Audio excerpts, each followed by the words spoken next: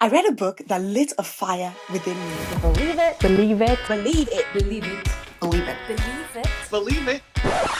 Who is Jamie Kern Lima? Now, living in the UK, I had never heard of Jamie Kern Lima or even It Cosmetics.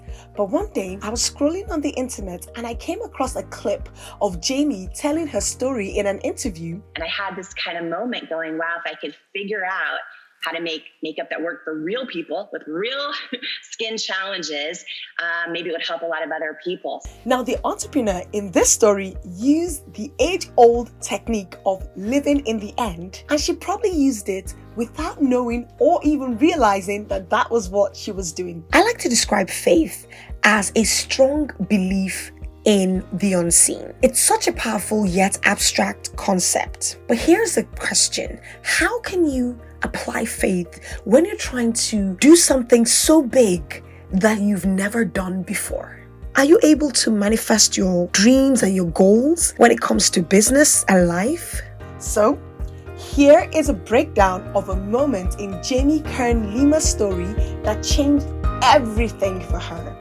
So sit back, grab a cup of tea, because this is story time. If you haven't heard of Jamie Kern Lima, she is an American entrepreneur, investor, and media personality. And she's recognized as the co-founder of It Cosmetics. After several years, her company It Cosmetics gets acquired by L'Oreal. She's also the first female chief executive officer of a L'Oreal brand in the company's history. And in 2016, Jamie sold It Cosmetics to L'Oreal for $1.2 billion and has been included on the Forbes list of America's richest self-made women since 2017. Now, Jamie's journey hasn't always been all diamonds and rosé. Jamie came from humble beginnings and found out later in life that she was adopted, and that devastated her and put her on a quest to find her birth parents.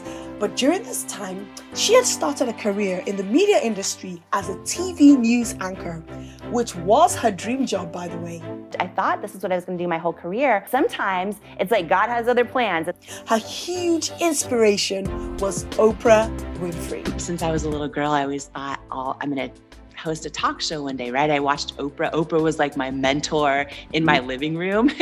Now, all was going well until she began experiencing difficulties with her makeup while she was on air due to her skin condition, rosacea, which has no cure.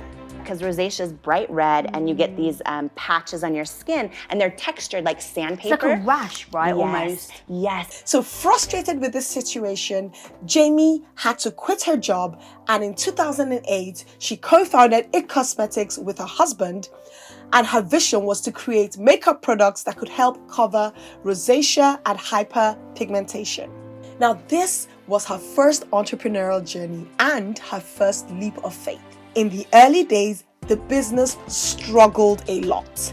She was pitching her products to different beauty retailers and kept getting rejected. In the early years of It Cosmetics, I heard no more times than I can count. She went to brands like Ulta Beauty, Sephora, HSN, and even QVC. She even launched a contouring palette back when contouring wasn't familiar.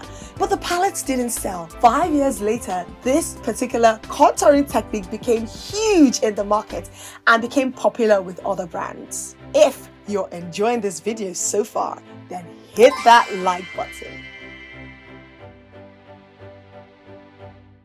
Now, Jamie attributes a lot of her success to using her intuition. And when you think of your intuition, it's often described as that gut feeling, that instinct that tells you that you're doing something right or you're doing something wrong. But how did intuition play a part in success in this story? This brings me to the highlight of this video, and that is the pivotal period in her entrepreneurial journey when Jamie got her first big break. Her big break came in form of a live 10-minute segment on QVC, a brand that had rejected her previously. She had a target to sell over 6,000 units of her products in 10 minutes. And this was where she applied the technique made famous by Neville Goddard without even knowing it. This great opportunity came with its own set of challenges. She had to borrow the money to produce 6,200 units of the product. And the thing was, any unsold inventory at the end of the segment, she would have to take back and bear the cost. She also had a sales target, which was called dollars per minute. And if she was unable to realize the sales target, that meant she wouldn't have the opportunity of getting invited back again for another chance. So this was her one shot.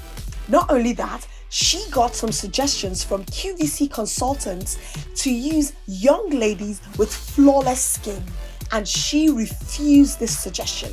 So she wanted to use real women of different shapes, sizes, and ages to showcase her products. Models like Helen, who's 73, and Alicia, who's African American with acne-prone skin, and Desiree, who has hereditary under-eye circles no matter how much sleep she gets. And she was going to bare her face without makeup. And I decided to remove my makeup and show my bright red rosacea and show live how our products work. Jamie paints a vivid picture and tells the story of her experience of going live with all the mounting pressure, going against the advice of the consultants, the fear of losing the money, not being able to sell all the inventory. But here's what she did a week before she went live. In the weeks leading up to our show, I felt sick over the decision I had to make. I couldn't sleep. The experts told me my vision of how to showcase the product would never work. But my gut told me women deserve better than to see only unattainable images of beauty that don't look like them. I flew out to QVC 1 week before our show, and I drove to the QVC parking lot in my rental car, parked 30 yards from the front door, and just sat there alone each day for hours. I stared at the front door and the huge QVC sign stationed in front of it, watching people walk in and out. I knew that the next time I walked through those doors, I was going to succeed or literally go out of business. During those hours, I planned out what I was hoping to do and say in those 10 minutes, and I envisioned success. The way an Olympic athlete visualizes landing a triple axel or standing on the podium with a gold medal, I envisioned the sold-out sign going up on air. But every day that week, sitting there in that rental car in the parking lot, staring at the front of the building at the QVC headquarters, I also felt the mounting pressure of everything being on the line. Wow. Did you hear that? She envisioned a sold-out sign going up on air. And this truly captures the teachings of Neville Goddard and the technique of how to live in the end. Can you really conceive a scene which, if true, would imply the fulfillment of your dream? Just imagine it. Certainly you can imagine it. But the problem is, will you believe it? Will you believe in the reality of the thing imagined? This means that whatever it is that you desire, if you can assume that you already have what you desire, in other words, faith in the unseen, and then you paint a visual picture in your mind that implies that what you desire is already yours, in the imaginary act to make it feel so vividly real, that is living in the end. So when Neville explains this, he says, this picture in your mind could be a congratulatory conversation. How would I feel if I were now the man that I would like to be? How would I know that I could become it? Well, as I assume that I am it, let me think of my friends, those who really would rejoice with me were it true. And once you are able to do this, then in a way that you cannot comprehend, things will work out in the natural flow of life to bring to you the desires of your heart. And this is what he calls bridges of incidents. Previously, when it came to business, people rarely talked about anything to do with the spiritual. But these days, you're hearing of the inspirational stories of successful entrepreneurs like Chip Wilson, who is the founder of Lululemon, or Phil Knight, who's the founder of Nike, and so many more. And it's so evident to see that people are realizing the power of their imagination. Now, Jamie's story reminded me so much of this power of our imagination. And this is something that every one of us has.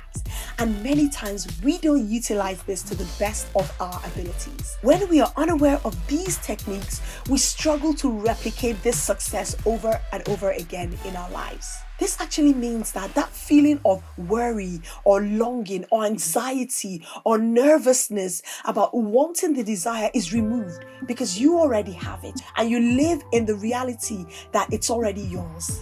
For Jamie, this was the evidence of seeing that sold out sign showing that all her products had sold out within the 10 minutes. So my challenge to you is to apply this technique and live in the end. I hope you enjoyed this segment of this story about Jamie Kern Lima, and if you did, smash that like button. If you want to learn more about Jamie, please go visit her website. She also has an amazing community on Facebook, and make sure you grab her copy of the book Believe It. I enjoyed the audiobook so much that I've listened to it 3 times already. Also, if you are interested in learning more about Neville Goddard, I will link in the description down below different videos that you can go out and watch. Do share any stories or testimonies of how you use the power of your imagination to realize an objective or a goal or a dream. And if you have someone else that you'd like me to cover their story on this channel, let's talk about it in the comments down below. In any case, take care of yourself, and I will see you in the next videos.